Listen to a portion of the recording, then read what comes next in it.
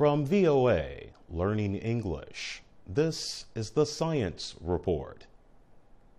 Scientists say a large percentage of bird species is in danger because bird habitats, or homelands, are disappearing.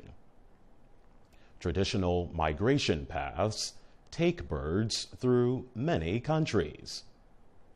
Some are not protecting the places where the birds stop, rest, and feed. The journal Science published a report by researchers from the Center of Excellence for Environmental Decisions in Australia. The scientists studied the migration or travel paths of almost 1,500 species of birds. They said that 91% of them passed through dangerous areas. The biggest danger for migratory birds is development. Building and paving now covers some of the natural areas where birds stop and feed as they move from one part of the world to another.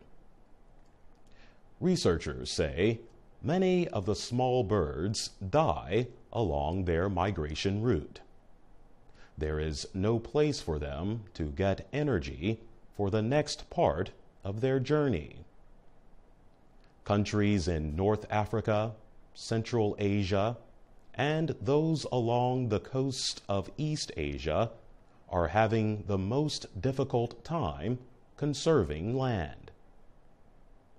The scientists say these countries do not have enough areas that are safe for birds. They say countries need to work together. They need to come up with safe stopover areas for birds that pass through their boundaries.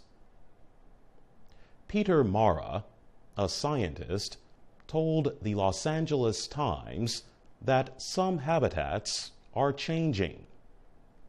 But, he says, more work can be done to make city areas safe for birds. He says small changes, like growing more native plants, could make a big difference. For VOA Learning English, I'm Jonathan Evans.